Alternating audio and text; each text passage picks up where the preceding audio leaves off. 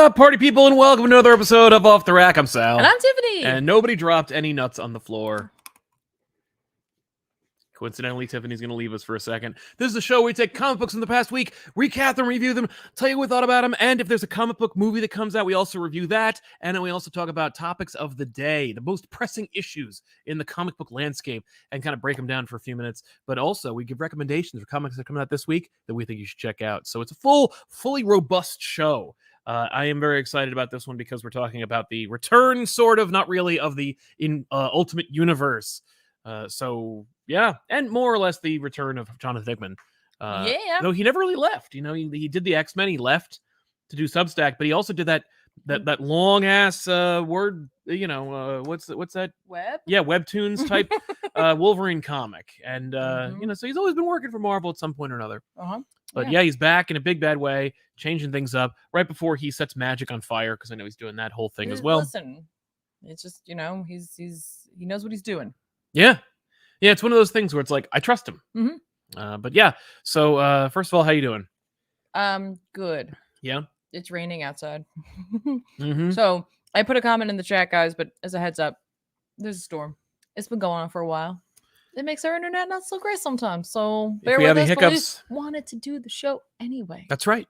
And this show is sponsored by viewers like you. If you're watching the show live, you can sponsor today's show by using Super Chats. Ask a question or comment. We'll put it out here on the show, like these fine people right here, such as Bryce Harriet, who says Titans and Flash are great, enjoying the ride. I myself forgot to read Titans, so I apologize in advance for that.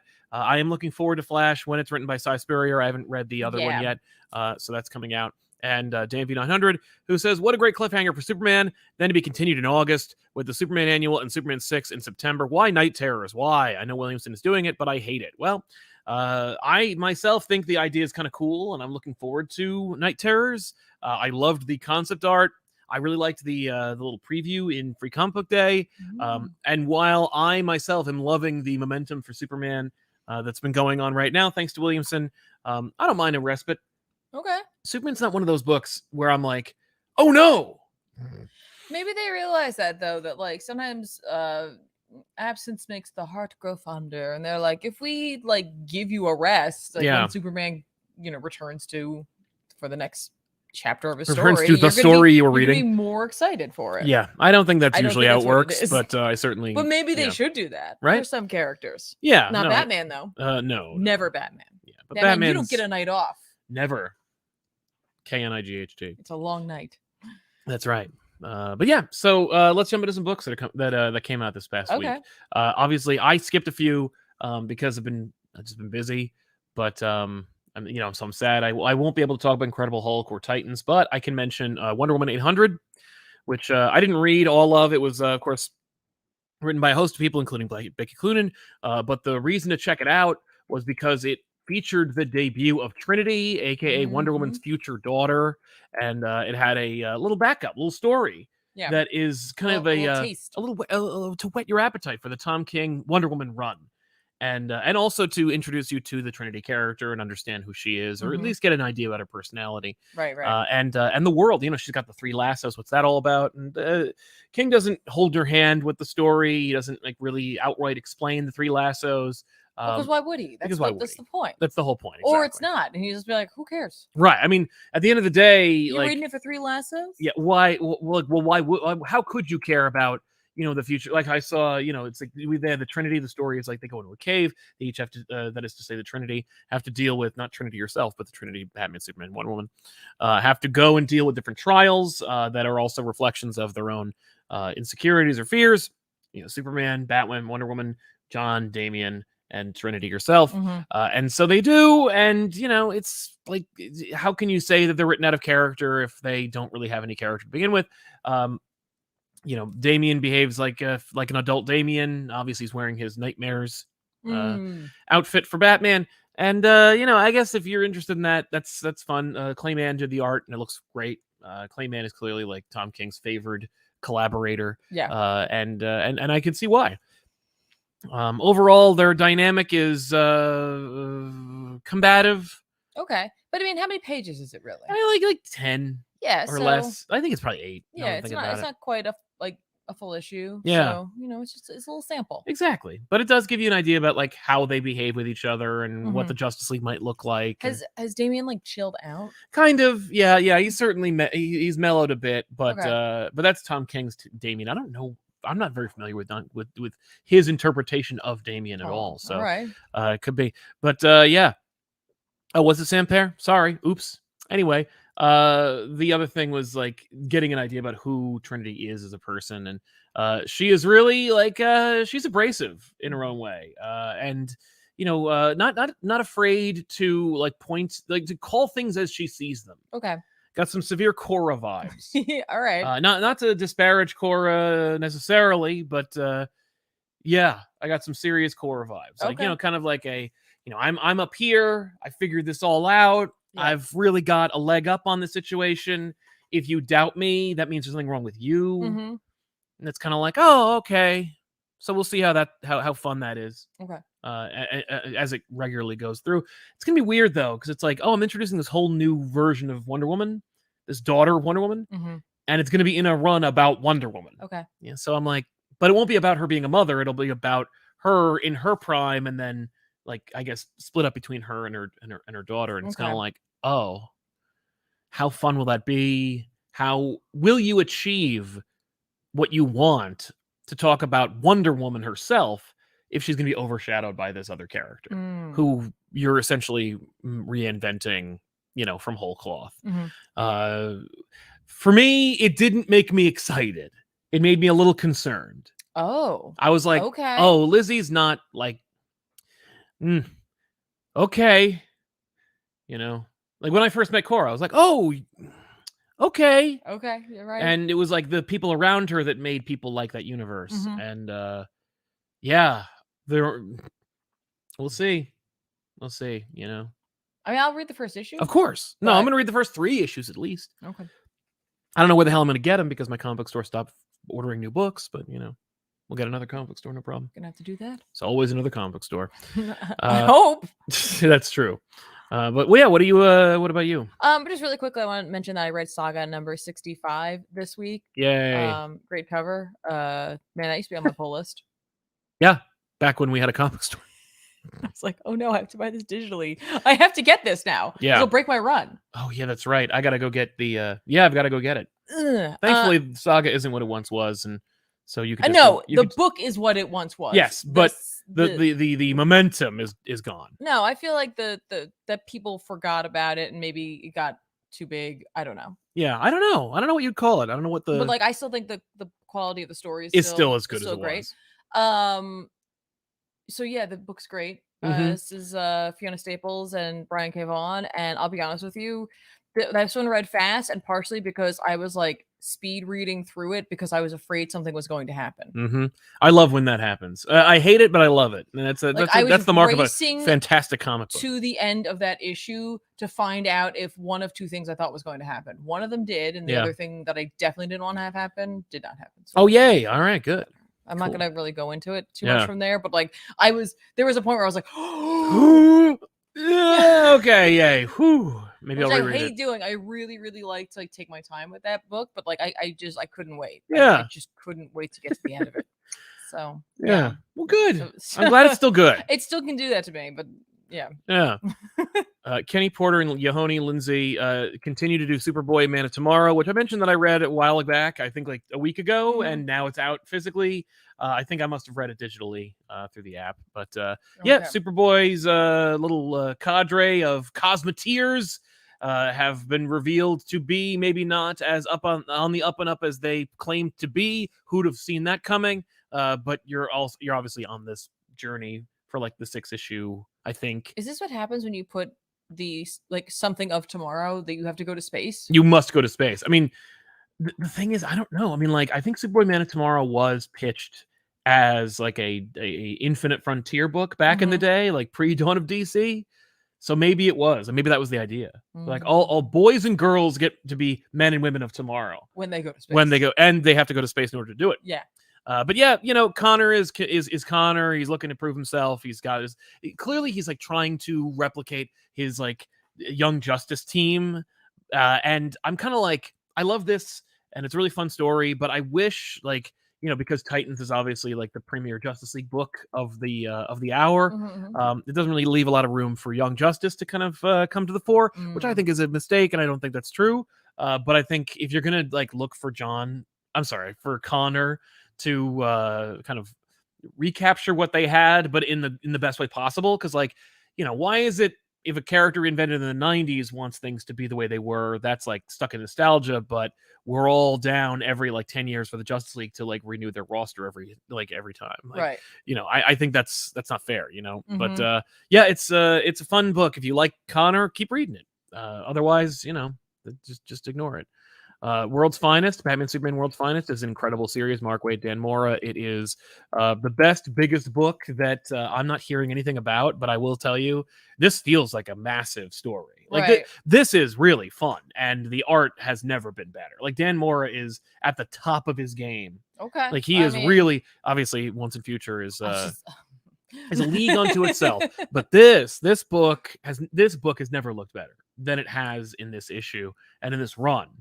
Which is a run that you would never expect. Like, it's a thing that if it weren't for Mark Waid and it wasn't for Dan Mora and it wasn't for the Batman Superman title, like this is like a crazy, cool, awesome Justice League book that also is not afraid to do some like deep cuts without holding your hand or explaining anything. They're like, a linchpin of this story is Dr. Tomorrow, and it's just kind of like, if you don't know who that is, just Control T and whip up a little Wikipedia about Dr. T. Morrow, figure it out.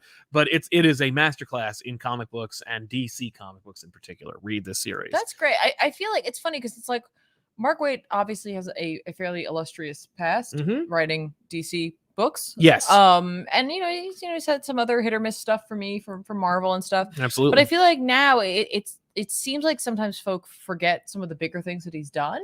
And so, like, he's maybe not like the superstar style writer that he maybe should be for considering, again, his like bibliography. Yeah.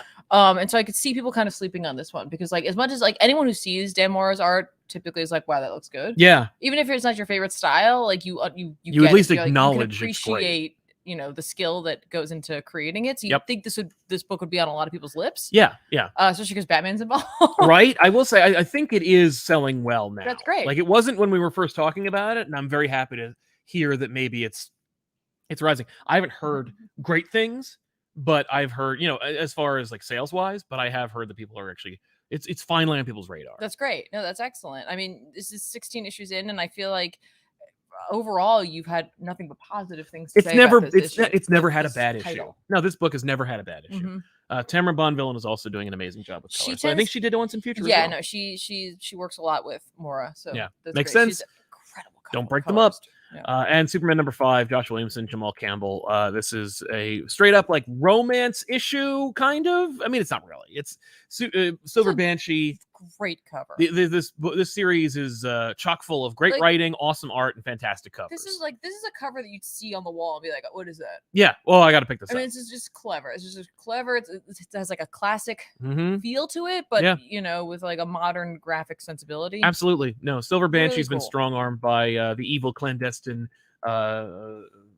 mad geniuses who are looking to get revenge on Lex Luthor, who is now aware that Lex Luthor and Superman are working together. And so Silver Banshee is like threatened, if you don't do this for us, we'll kill everyone you love. Turns out, coincidentally, she is in love with and living with Jimmy Olsen. And so, oh no, don't punch her, Superman. I love her. And just ranked up to 11. It's but delightful battle. And like, it's fun to watch Superman like reluctantly fight someone, but not in that way where I'm like, I'm sorry I have to punch you so hard. No, he's like, how are we going to solve this problem? And then like, LexCorp comes in, or SuperCorp comes in, and they're like, we've got these weapons that have been invented by Lex Luthor. They're going to stop her. And Superman's like, great, give them to me. And then he destroys them, and he's like, we're going to figure this out ourselves. And he and Jimmy like use the power of love and Phantom Zone to resolve her problem, but not in the way you think. And it ends with a cute little double date and maybe the murder of Lex Luthor.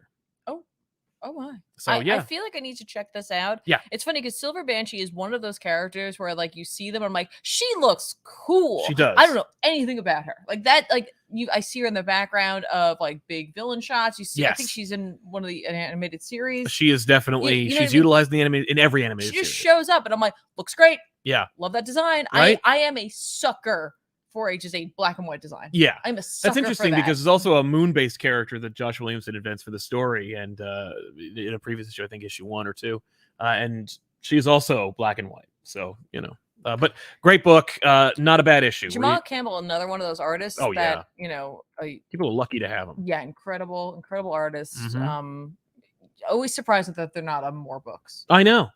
I think it's just because he needs the time. I think it's just like if you take away the time from Jamal Campbell, give him too many books, it would hurt him. Yeah, I just assume that. That's true. What about you? What are you reading? What am I reading? I checked out. Let's talk about Ghost Rider. All right, that would be Howard Mackey's Danny Ketch Ghost Rider #2. Yeah, I was gonna at least open that up. Howard Mackey, Daniel Picciotto on this one. Now, for me, I reading this particular issue, I was like, I wish they got in text. Yeah, it's weird they just didn't. Like, I not that there's anything wrong with this art, because there's nothing wrong with this art. Yeah. It fits for the tone of a Ghost Rider story, of Danny Ketch Ghost Rider story, of a Howard Mackey Ghost Rider. It all works. Yeah. It all works 100%. But just, there's just some moments where I was like, Yeah. Because this one, if you were like, listen, if you're craving old Howard Mackey stories, yes, you're looking for old 90s comics, just get this book. Just buy this book. Just get this book, because Blackout shows up in it. I was like, okay. Really? Sure. Cool. And then Scarecrow shows up in it. I'm like, of course. Well, he's Yeah, I'm like, yeah, why not? Right? Like, and no, folks, there is a Marvel Scarecrow. There is a Marvel Scarecrow. And he looks a lot like the one from DC. Yeah, except he wears green. He wears green, though. He wears green, and he doesn't have a hat. No hat. But he has a big sack over his face. I mean, how many variants on Scarecrow? I feel like it must be hard to go to the patents or the copyright commissions and go like, I'd like to copyright the character Scarecrow. What does he look like? A scarecrow. That's too broad. Yeah, that's too broad. Sorry. You can't own that. Everyone can have a Scarecrow. Harbinger can fight Scarecrow. But yeah, just those two characters showing up with Danny Ketch there. Danny Ketch, even when Blackout attacks, he's in the city. He's hanging out with Stacy. City goes dark. She goes running off to help people because, of course, she's a cop. We keep mentioning that because because we got to repeat ourselves. But he trips over some people and he falls down, and I'm like, yes, chef's kiss right there. I'm like, Danny Ketch just fell down. I mean, he did trip over people, and it was very dark. Yeah, but it's classic Danny Ketch for me. So there's a lot of good stuff going on in this in terms of that type of book. Yes, that type of book, 100%. Like, yes, is this Eisner Award-winning content? Probably not. I'm not on any boards. I don't know. I can't nominate it, so no. I don't know.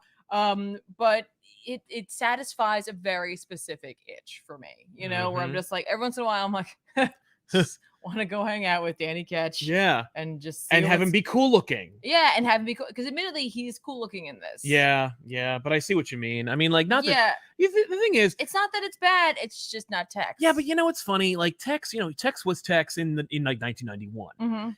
I think it's time for a new Tex. Yeah, that's fair. Not to disparage Tex. I think he was doing. I'm sure he's fine. I totally get you. I at least they didn't, and not to disparage Todd Knock, but I'm glad they didn't just get Todd Knock, because that's what they like to do when they're like, we got to do a throwback. Let's just get Todd Knock to draw this. It's like, dude, give him some space and let Todd just do something really cool. Yeah. But I feel bad whenever he's doing a throwback book, and I'm like, yes, I get it. Right. You want it to look like a certain thing, but he could draw other things and it would look cool and not just like a retro book.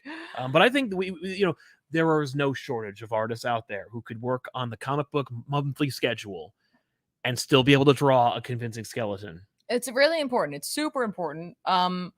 Someone in chat asked if but do people leave in this book? During the fight with Blackout, the fight kind of comes to a conclusion, and Blackout attacks Danny and then leaves. Just runs away. He leaves the fight. He's like, oh, that's what he does, man. That's what he does. I'll be back. I'll see you later. Yeah, see you next issue. But for now, run away. This one, the first one was I felt like we were getting our feet wet. This one, I was like, we're hitting a lot of those hallmarks. Yeah. Someone's just got to steal his motorcycle. The motorcycle it's parked elsewhere. We get one of those at the same time, one of those kind of caption balloons. Meanwhile, this is happening right now. And the motorcycle, of course, comes to life on its own. Oh, cool. Okay. Yeah, so we get all the bunch of hallmarks. women show up and take it. I hope so. But this just, like I said, it is it for a very specific reason to read this comic. Yeah. And that reason is because you remember these books. But is it canon? I don't know. Like, is it now or is it then? It has to be then because he's still Danny. Because Danny's ghostwriting. Yes, I think it has to be then also because he's Blaze, but we'll see because like Scarecrow shows up to attack Blaze at the circus, you know. Because he's Blaze, right? He loves his Blaze. But yeah, so fair. For me, I'm like, I just like it. I just like this book, and I don't recommend it for everybody. I really don't. Certainly because not. It's like you're gonna jump into this and be like, what the hell is even happening? No, this is for like if you kind of knew about that, or if you have interest in it. If you're interested at all in Johnny Blaze and what he, or not Johnny Blaze, well, he's in it, but Danny Ketchum, what he's up to, what he was up to back then, and what he was like back then, without having to track down older issues. Yeah, this could be a good opportunity to find out if you like this style of storytelling, because storytelling sensibilities have changed over time. Absolutely.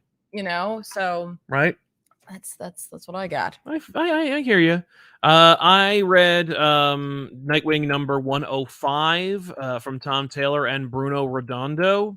And it is pretty redondo, I gotta tell you. This is the book is called "You Are Nightwing," and it is Nightwing and Batgirl team up and they fight a pair of like twins who are actually. Is it from our POV? Yes.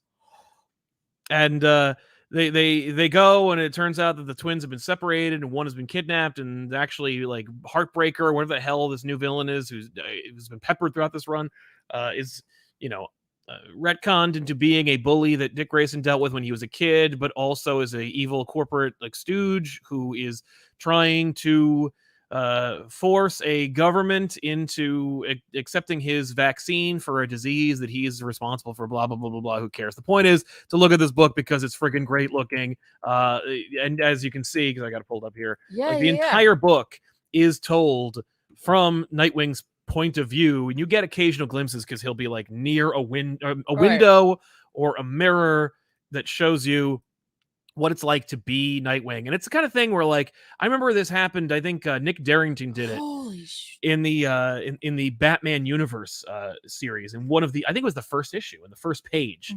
Darrington did this, and but he didn't carry it over through the whole damn issue, and this one is the whole issue where we just showcase Nightwing being Nightwing POV the whole time. And it's absolutely worth picking up just to experience what it's like, because it really is essentially you are in his, like, in the driver's seat. You also get some fun interplay between Barbara and Nightwing. Obviously, like, there's been some history between, like, you know, one of the villainesses in Nightwing and Barbara is Batgirling while they're doing this, and you're kind of like, it could be wow. Yeah, right. It could be used to illicit cheapness and cheap romantic nonsense. Like, I'm mad at you, and then she's mad for like 3 issues, and then they triumphantly get back together, and you're just like, but it's not, because they're in a stable relationship. Like, it's just so incredible to see like that level of maturity expressed through your characters, right? And in a story that should be like a AAA book. But yeah, wow. I'm just showing the book to Tiffany as we're doing this, but yeah, man, it's a good series, and this issue in particular is just like, this is why Bruno Redondo is who he is. You know what? There's like part of me that's like, just do that all the time, and I'm like, no, that's what makes you this can't special. do it all the that's time. What makes this special.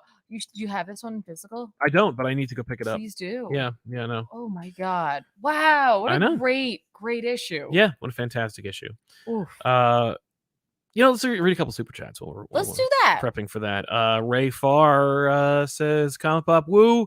After watching your Soul of the Hunter episode, I finally picked it up at my used bookstore for $5. Nice. Love Spidey in the snow. Me too. I love seeing superheroes in the snow. I don't know what it is, but maybe it's some of Tiffany's Arctic horror love bleeding over. I think it's because when they're in the snow, their costumes are brighter. It really is. Yeah, that's exactly what it is. 60-second comic facts. Absolutely love the DC made characters in the Office canon in the new Nightwing issue. I didn't notice it, but I don't care. It might have been in the elevator. I don't remember. It probably was. I was just so enthralled. Yeah. Nikki Pool 415. Hey guys, can you do a back issue on Spider-Man? Thanks. That says Spider-Ham. Oh, Spider-Ham. No. Sorry. Matthew Chalaga, did you guys go to Comic-Con? What was it like with all those companies canceling? More desolate or more pure? I went to Comic-Con last year and I didn't experience any interruption service. If you're talking about the fact that like Marvel and everybody isn't coming to this upcoming San Diego, it hasn't happened. Hasn't happened yet. It comes out towards the end of middle of July. But we were at New York Comic-Con when every company pulled out. Remember when no publisher was there? Yes. It was during COVID. And let me tell you something.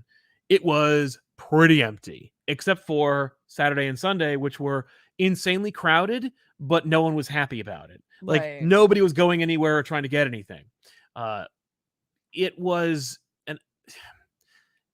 it sucked because no one used that as an opportunity. Like, no, I didn't see any. I didn't see like Image go. The Image didn't go. I disagree with that because I think what ended up happening, if I recall correctly, were not the biggest booths there, but like they did some like moving around of booths, and so some comic book sellers got to be further up. Yes. Oh yeah, no. So that was good. That does cool. Make it more pure. Yeah, absolutely. It's just it wasn't only that. Like they didn't do more of that. They didn't do more. A little bit of that, and because they're still gonna make it. Like they still want to make money. Absolutely. No, it was just it was less. It was there was less there. Yeah. But there were still a lot of people. Although the first 2 days there was a lot less. But it was a great opportunity to like talk to creators and stuff. Right, and if they're pulling out, that means that they're going to be scrambling now to sell those booths. Yeah. And so it's either going to be it'll be interesting to see. It'll be a deal or not. Well, it'll either be a deal for a smaller group to have a spot. Yeah. Or they're going to go to something that doesn't really belong there, like what they used to do with cars and stuff like that. Ugh. Or you'll see more like anime manga. Yeah. Move in. Yeah. If I were any like publisher that wasn't Marvel or DC at going to San Diego or thinking about it, I'd be like, if I were Skybound, IDW, Image, Dark Horse, DC's still going to be there. I didn't think they were on the list of not going. I heard that that's their neighborhood. I heard that that DC and Marvel Studios were not going to be doing anything. I didn't know about publishers. I assume the DC will be there, and if they're not, then they're fools. Chocobo Kid says, I am here just to support you guys. Can't wait to hear Sal and Ultimate Universe coming back-ish, kind of-ish. Yeah, that's right. Tiffany's talking about it too. Yay. James Anderson, Wonder Woman 800 was my first single issue pre-order. Nice. Oh, my love of comics to Comic Pop. Thanks, Sal and Tiffany. Thanks, Jameson. Appreciate it. It's awesome. Last Starfighter. Hey, Sal and Tiffany. I don't know if you guys are still interested in Valiant Comics, but X-O Manowar Unconquered has been fantastic. I read the first issue, and I was like, yeah, okay. And, obviously, Liam Sharp on X-O Manowar is like, no, duh. That's a great idea. And it felt like a kind of like lost 90s book, but I did fall off of it because Valiant can't produce more than one book a year. Jug Comics, hey Sal and Tiffany, hope you guys are doing well. Just popped in. Did you guys check out the new first person Nightwing 105 issue? Yes, we did. Also, did you check out Edge of Spider-Verse 3 with more Spider-Boy? No, I did not, but I did hear that Spider-Boy is getting his own series, as says Alex Sanchez. What the fuck? They just announced Spider-Boy is getting an ongoing. LOL. Yes, he is. Spider-Boy is getting his own book. I would say to that, why? And I did see I went to some Comic-Con recently, and I saw a number of issues of Spider-Boy's first appearance selling for about $10, which is pretty modest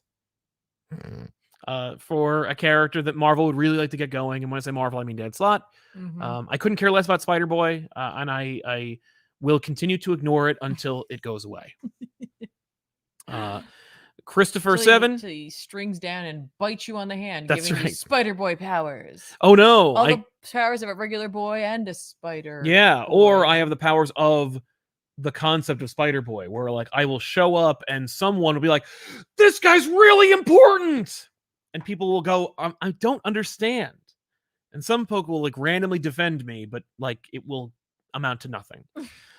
Christopher 7, Tiff, loving the hat. Did you guys read Nightwing 105? What'd you think about Tom Taylor and Bruno Redondo doing fun things like this entire book from Nightwing's perspective, or 87 with a book that is an entire single take? It is. Yeah, I mean they're doing that, man. That was the idea. I appreciate them going for it. Just not being satisfied with the fact that they have made enough of an impact on this book that they're like, okay, now let's try a couple of things. Like, let's not go out of the gate and do that, because then it feels like it's a stunt. Right. But like, let's let people know we know what we're doing with this book. We know what we're doing with these characters. You trust us for art, for writing. Now we're going to play with it a little Exactly. bit. And I wonder if it was Redondo that was like, I would like to do this, and I think I can. I have no doubt that Redondo was definitely like, I'm gonna try something. Yeah. I also wouldn't be surprised if Redondo just did them, and Tom Taylor's like, "Yay, Yeah, awesome, good! I really picked a good partner." Paul Williams, hello, Sound Tiffany. Hope you're well. You too, Hello. man. Thank you very much. I enjoyed the premise of the latest Nightwing issue. Otherwise, I wanted to ask, which heroes would you see?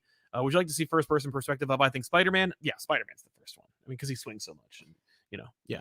It would just be like panel of the sky, panel of like Midtown, panel of the sky, panel of Midtown. No, I've some intrepid filmmakers made a really well done POV Spider-Man fan film recently. Okay, and it's pretty cool. They used a drone, and then they superimposed a green screen like arms and stuff. Sure. And I was like, what a good idea. Wow. And it looks great. It's exactly what I want. That's great. Ardwit says, Comic Pop Woo picked up Ultimate Invasion on Comixology, and it was great. I loved it. Gotta ask, though, is $9 the usual for events? Because yeesh. No, it's not the usual, but it is how much it costs. And I don't understand why necessarily, but I do know that, like, a lot of people are upset, at least in our comments, if not online. I actually didn't see much chatter about it one way or the other. I saw a little bit of comment on it on like Reddit, which can't be you can't be trusted. We can't be trusted. You can't use that as like a benchmark for popularity. Mm. But yeah, I don't know. It's just it exists. By the way, my would be Doctor Strange. I'd like to see a first person. Oh, sure. POV. That'd be pretty fun. Yeah. Yeah. And Chunky Jesus. Wait, no. Yeah, boy Chips Ahoy says, can't wait for D-Dubs doing Transformers. Is there any chance you'll cover the first couple of issues? Keep hopping from the free world. Yeah, no question.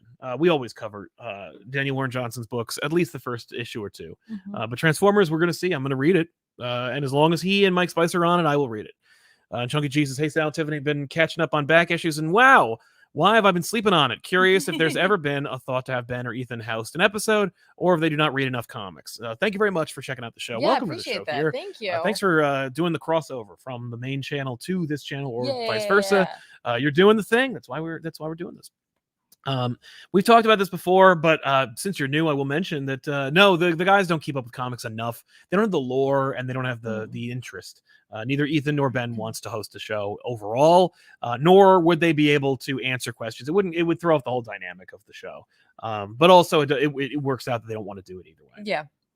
And we only have Tiffany on to host the shows when she's like an expert on that topic, or when she's like really excited about that particular book. And the other thing is, the only books that like Ethan or Ben would host would be like really fringe books that wouldn't get play anyway. They wouldn't be books I'd do. Right. Like Ethan would only want to do Watchmen because it's the only book he really cares about, and Ben would only do books that like he's read, which would be random stuff from all over the place, like Fathom. Or we're not doing that. Which we're not going to do. Closest thing is going to be this week, which you'll see on patreon.com/ComicPop tonight. Yeah. For me, it's just things that I like, know, and have read. There's only one time you assigned me a book. I did. That's not true. I've given you other books before. That was an assignment. I was right to do it. Zaddy was right. Daredevil versus Predator one day. Hopefully that's all. I agree. I want it all. I want Predator versus Punisher, Predator versus Daredevil, Predator versus Spider-Man, Predator versus the Avengers, Predator versus Iron Man. Give it all. Do it all. Jay Sage, pop on. Can't stay long, but love for the UK. Hey, thanks a lot. And Cody Stark. 2 other first-person POV books would make a good GBU. Yeah. That's a good point. Yeah. There aren't a lot of them, if any, that actually do the whole book. That's why I think Nightwing is really standing out for people. I bet we see more. I hope we do. But the problem is it makes it stale. It will be, yeah. It won't be as impactful. Exactly. We've had Jawan on the show. He doesn't live here, so it wouldn't even be. Yeah. Plus, it's my show. I'm not going to share with people. What are you talking about? Jay Sage grabbed Wonder Woman and Superboy last week. Born in the 90s, but always related to the Metropolis kid. King's Wonder Woman kind of started with a bang. We'll see. I hope you're right. We'll see. Jose, hi Sal and hi Tiffany. Hi. Hello. Will you ever do the original Flashpoint from 1999 and back issues? Love your passion. I think so. It isn't. We do have the trade paperback, and I've considered it before, but that would be the fourth Flashpoint we've ever done on the show. I wonder, because we've done Flashpoint, the one everybody knows, Flashpoint, Tales from the Dark Multiverse alternate version, Flashpoint Beyond, the sequel to the original Flashpoint, and of course, we have now the original Flashpoint from 99. So yeah, maybe. And Paul Williams, all of this Nightwing talk makes me wonder if you would ever cover more Nightwing on the couch one day. I would like to. It's just a question of me sitting down and reading it. I did have the first run, and I was reading that a few months ago to prepare, and I was like, I don't want to do this. Okay. And I wonder if Nightwing would help us out or not. If we did, we'd have to do new order. I think people would like that. That's fair. And if you got an X-Men book. Yeah, really quickly, I just want to talk about X-Force 41 came out this week, written by Benjamin Percy. Yes. With art by Paul Davidson. This is that Quentin's back. The future's messed up. We got to go to the future and fix it. Okay. Because Beast. You got to come back with me. Yeah. Because of Beast? Yeah, because of Beast. Good. And you know what? Time travel, space, all that stuff, very X-Men. Yes. 100% sure. Yep, we're gonna do a time travel. Sure, whatever. Yeah. Go to the future. Colossus, of course, comes with them. And he's an asshole. Which is like secret douche. Which is interesting because again, this is where like I had a moment where I was like, wait a minute, when is this happening? Because he's on the Quiet Council, and he's causing all kinds of problems over there, which makes me feel like either this. Right, but Ben Percy's on this, so he should be on the. It should be coordinated. This could have happened before that, which means that he's not going to get fixed in this. No. But we get a little like intro where it's like it shows Beast like setting up his future, like this crazy future, which is pretty smart of him. He takes a whole bunch of his Beast clones and he like buries them in like wonders of the world, essentially. Okay. So he, like buries one in Stonehenge and like in the pyramids. So these will be preserved. He's like, I'm playing the long game. It's fine. So that's how it occurs. That's how he gets there. And I'm like, okay, cool. You just a couple pages answered it. Awesome. Done. Moving on. Obviously, we kind of sample a bit of the future. There's like a Krakoan planet and all of that, right? Beast has infected Krakoa, so we get like Krakoa beasts attacking our crew. We meet Deadpool of the future because Deadpool made it for like 5,000 years in the future or whatever. And he's still, but he's Deadpool. Yeah, okay. Sure, whatever. We talk about Cerebrax. And there's something wrong with Quentin, so we'll have to figure that out as well. Like something weird comes out of his mouth. The takeaway for me in this issue, though, regardless of like creepy, Cerebrax looking tentacles coming out of Quentin's mouth and him being like, "No, I'm cool. Don't worry about it." Right, Don't worry about it. Was this really well paced, quiet moment between Domino and Colossus? Yeah. Which I was like, "Oh, cool. You need that break. You need that." Yes, you absolutely do. Moment where Colossus questions, about Beast, and he's like, because she's like, that's who he's been. He's always been that. Like, we just didn't know him. And he's like, but what if he's Dark Beast? Like, what if it's that? Right. And she's like, we gotta stop making excuses for him. Like, that's who he is. That's what he's done. So he needs to pay for that. And I love this conversation because I think Colossus is realizing something is wrong with me. Yeah. And because like supposedly his subconscious knows and tries to fight against it. Exactly. And I think he's worried about if he'll be forgiven. Right. For something that was completely out of his control. And so that's why he's asking. Maybe Beast is out of control. Like, what if it's Dark Beast? Like, would we forgive him? Would that be cool? And she's like, no. No. And he's like, okay. Well, fine. Good to know. So regardless of when this fits in, good conversation, like good solid page in there of just like poor Colossus. Yeah. I don't envy the situation he's going to be in post whatever happens with him. Yeah. Beast is one of those I wish they could just roll it back. Yeah. Really cool. But Colossus, I do really feel bad for him because like, he's not in control of what he's doing, but he's seemingly aware of it. So yeah, this was a fine issue. I really don't think I feel like right now Ben Percy's not going to be allowed to do much with Colossus. So we'll see. I don't know if we're going to get a payoff here. I don't know. You never know where these payoffs are coming, but like I said, Fall of X is coming. So yeah. I don't know. Anyway. And finally, Ultimate Invasion #1 from Jonathan Hickman and Brian Hitch, the men who kind of started it all, except for, Bendis. But Ultimate Invasion. This is kicking off Jonathan Hickman's triumphant return to the Marvel Universe proper and paying off a few things that have been set up by him and carried over by other artists and writers who are conspicuously absent from the story. The maker wants to go back, and he thinks he's figured out a way to go back, and so he makes his attempt at the expense of the rest of the Marvel Universe. And of course, like the Illuminati, which I really appreciate them. I was like, back together, God, are like, well, we got to deal with it, and so they attempt to deal with it. It's funny. There's a lot of fantastic character interactions, but overall, the maker wants to go back to the Ultimate Universe and then creates a new universe, and that's what happens. And also wants the main Marvel universe to know it. You know, like, is that it's what personal he's for doing? him. Yes. Okay. Well, and I think what is the number for the Ultimate Universe? The Ultimate Universe is 1610. Okay. The number for the universe that we go to at the end of the story is 6161. 60. Or 6160. Okay. So it's a whole new universe. Okay. So it's not the Ultimate Universe.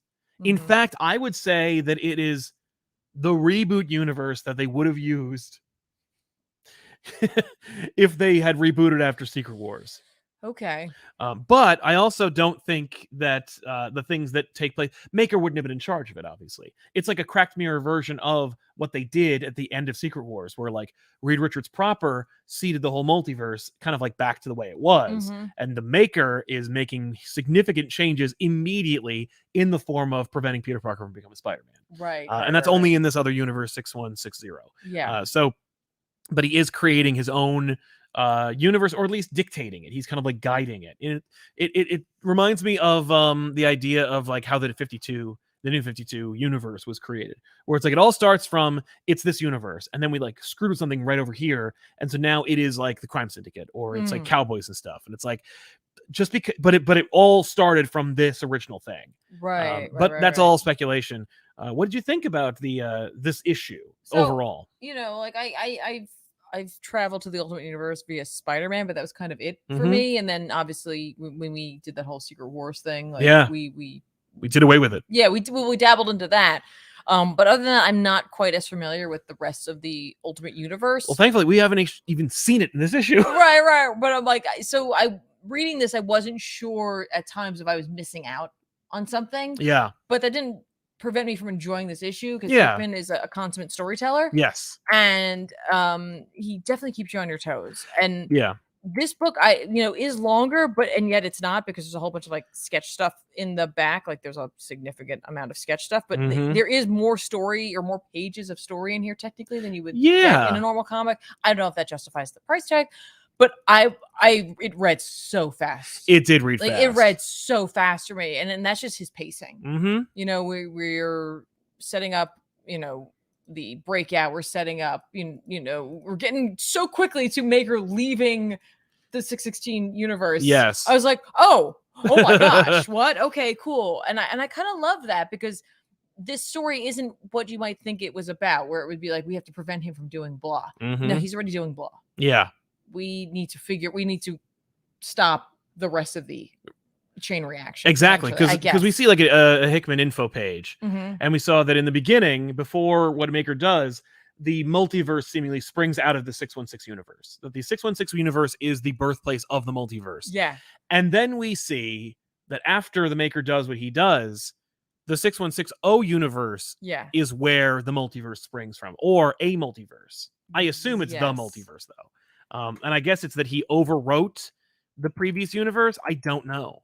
Like, is this a new save file? Yeah. Right? Or did he save over? Yeah. And I love that it's surrounds Peter. Yeah. Like, that's so interesting. I agree. But so different. He's not. It's straight up not the Peter of the Ultimate Universe. This is not Ultimate Peter.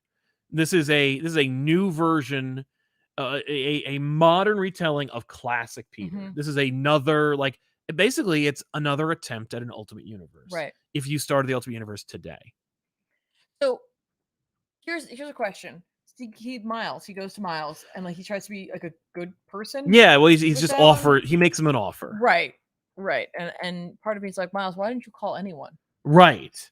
But he gives him that card. He does. And it's blank. And I'm like, is it blank because somehow that will carry over? Oh, yeah. Whatever version of the universe he's in. And so when he looks at it again, there'll be something on it.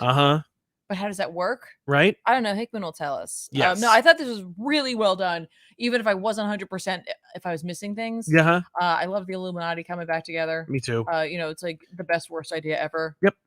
To have that crew in a room together. It makes sense. Yeah. But it's also a horrible idea. What a horrible idea. Exactly. Plus, we also finally got the Maker wearing his big helmet that Hickman invented, and Xavier wearing his big helmet that Hickman invented. And Holy crap. And Hickman doesn't say, or not Hickman, and Maker doesn't say anything like, you copied my helmet. right. Or, like your look. Right? Exactly. Like your look. Yeah. Him wearing his like dark onesie with his helmet versus Xavier wearing his dark onesie with his helmet. Exactly. No, it's funny. I like that, Hickman's like, obviously we're gonna use Krakoa and Tech. Yep. In Hickman's version of this, Reed and Xavier can be in a room together. Mm-hmm. I think they've gotten they've grown past their Right. their miniseries. But yeah, it's overall, it's an exciting beginning and implies big change. My only problem, here's my issue with what's your issue? So I think if X-Men hadn't happened, or if Secret Wars had meant more at the end, I'd be really excited about this info page. Right. Or concerned. Right. About this like 6160, multiverse page. There'd be tons of speculation and discussion about like, whoa, does this mean that like the universe is over, or like what's gonna happen? Right. And because I know that even like Hickman can fall, even Hickman can be like co-opted, it doesn't really have any weight for me anymore. I'm kind of like, oh, okay, well, Right. how are they gonna how are they gonna undo that? Yeah. Well, I don't feel the urgency that X-Men felt, or that even Secret Wars felt. okay. I enjoyed this, and I recognize how good this is and how fun this is, but I don't care. Yeah, I think at times, sometimes a story for me, it's less about like I assume with this, I'm like, they're not gonna let this overwrite this forever. No. And I know that. And so instead it's about the mental gymnastics that Hickman will have to go through to make sure that doesn't. Yeah. Well, and I think occur. he knows it too. So it's like, oh, okay, well then that'll be fun. And I don't think there's anything wrong with that. No, I you're think right. when it's a lesser creator though, it feels like you're like, I know it's not gonna mean anything, and they're gonna be lazy about how they fix it. Yes. And I hope that Hickman will not be lazy about it. He hasn't been as to like to date. Yeah. So for me, something that even if I know it's going to be fine at the end, presumably. Well, there's only 4 issues of this anyway, and I don't remember if there's any like tie-ins at all. So I think it's like it's going to be pretty self-contained, which also allows it to be whatever you want it to be. Sure. How did you feel about Brian Hitch's art? Because I know that's always a source of contention for people.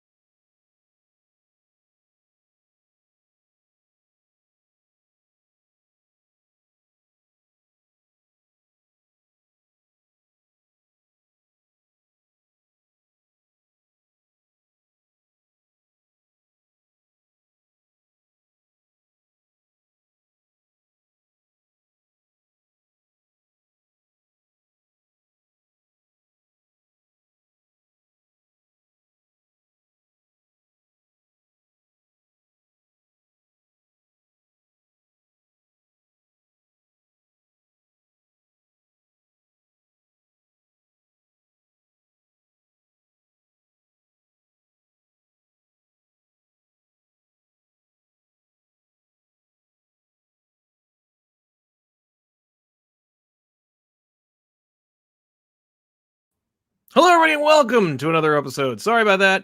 We did lose power, like I said we would. So before we wrap up, I guess we should get into recommendations for comics that are coming out. Suffice it to say, at the end of the day, Ultimate Invasion was a success. I enjoyed the book. Tiffany enjoyed the book. I think it's a exciting new entry into the Marvel Comics world. It's an opportunity. It's a real opportunity for Marvel to capitalize on people's nostalgia, but also to be excited again. It gives Marvel fans a permission to be excited, especially during a time Marvel kind of like screwed the pooch a little bit when it came to killing off, characters that are getting movies in a few months. Right? Yeah. Tiffany's fine. I just don't have a lot of room for two people, but yeah, I'm here. But yeah, let's just we lost power, and then we got what do? We lost power, and then we got like the generator came on for the studio. There's no power. So there's no power. We've diminished power. So we were like, oh, there's not even internet. So anyway, let's jump into some recommendations for comics that are coming out this week that we think that you should check out. Right off the bat, I read the last issue of Amazing Spider-Man 27, and it was fine. I'll maybe check this one out. We'll see. But Green Arrow #3 is coming out. That one I'm excited about because it's a good series. And if you like Green Arrow and you love the family, you're going to enjoy that. She-Hulk #14 is also coming out. I've been reading this book since issue 1, and I've been enjoying it well enough. So I think that's worth checking out as well. The Last Ronin, it looks like I missed out. The Lost Years #4 is coming out. I haven't read the first 3. No, I did read the first issue, and so I'll have to see if I want to check that out again. Daredevil and Echo came out last week. Oh yeah. Or last time. Daredevil and Echo #2 comes out this time around. So that's worth checking out, I think, or at the very least, I'm going to be reading it.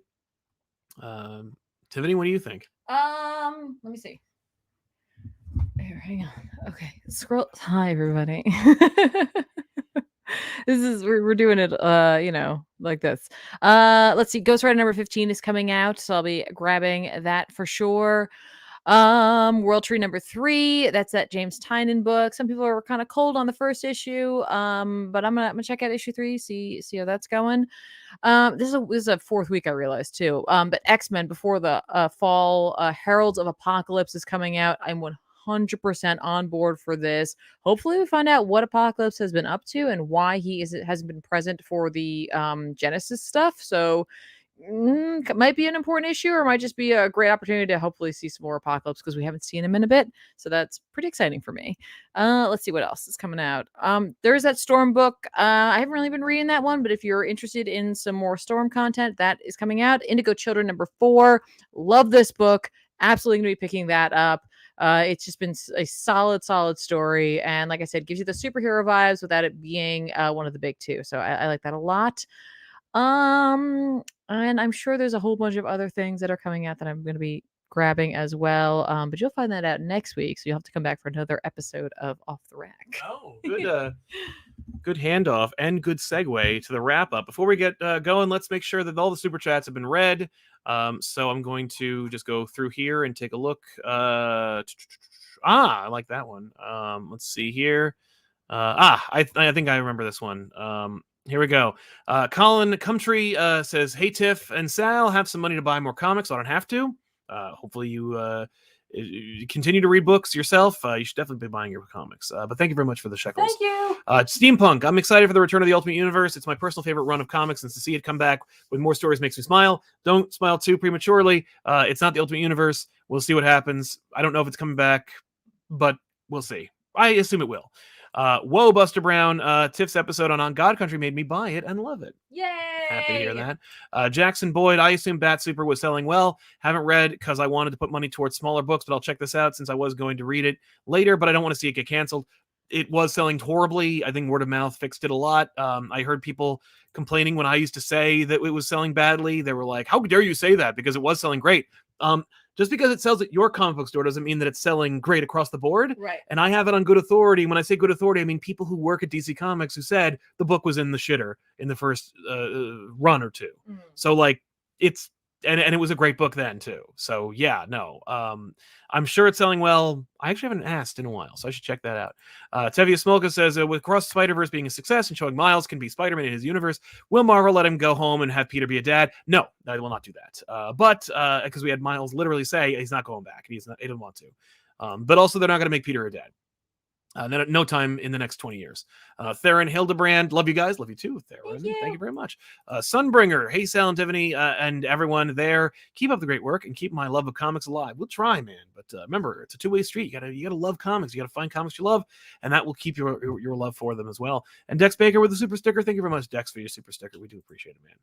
We want to thank you all so much for hanging out with us and for putting up with us and our technical issues. But I'm glad that we managed to live not too far away from the studio and that we were able to like just switch it in. I think that StreamYard works in a way where that whole gap that you guys experienced will not be experienced by the people who catch this on the replay. So if not, I will go in with a heavy editing hand and make sure that never existed. So thank you all so much for being here. Thank you for your support. Thank you for super chats. Really, really appreciate it. And we'll see you guys next time with an all new episode of Off the Rack. Hey, stay tuned for more. If you actually want to help us out more directly, you can go to youtube.com/ComicPop /@ComicPop Plays. That is our gaming channel, which has just been remonetized. And I'm thrilled to say that we are right now in the midst. We're episode 4 of Tiffany playing Ghost of Tsushima. Yeah, one of my favorite games. There are 15 episodes to that series, and it's going to be it comes out every single episode. It comes out every single day except for Wednesday when back issues comes out. That's so if you jump on board, you can watch the first 4 episodes and then immediately get caught up and watch the rest of them. It's Tiffany playing Ghost of Tsushima. After that, it'll be Arkham Knight. Yeah. And then we'll see what happens. Maybe we'll start streaming on YouTube. I'm excited to see where that goes. We should do it. I think so. Yeah. By the way, someone corrected their super chat. Yes, that they said. Yeah, and I do apologize that I didn't get a chance to address that. But you mistyped and said keeping your love of comics alive. I'm great. That's great. I am great. No, I really appreciate that. Thank you very much. But yeah, man, check out ComicPop Plays. Of course, make sure to follow on twitch.tv/ComicPop to watch them happen in real time. But maybe we'll see for how much longer. I mean, Twitch is working out great, but maybe YouTube might be a place for us as far as streaming video game content. Someone said they hope I play Silent Hill one day. I did stream 2 because it's my favorite one. Yeah, and I think that might be on the channel. If it isn't up yet, I will upload it today. It won't be out today, but in the meantime, Ghost of Tsushima is on there. In addition to that, every Arkham game except for Knight is up and live on that channel. What else is there? All the Spider-Man games. Look at this book, by the way. Look at this book. I just sent it back because there's something wrong with the cover, but look at this book. Yeah, it's incredible. It's like we're never going to show that off. No, that's true. Look at this ridiculously large. Yeah, it would normally be at the studio, but it's mine, and I want to look at it all the time. But yeah.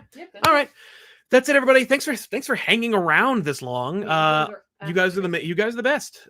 Thank you for being the best comic book and you know what? Let's just say online community out there.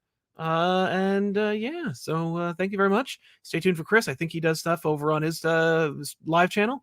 We'll see you guys next time with a new episode. I'm Sal. I'm Tiffany. So long. Bye.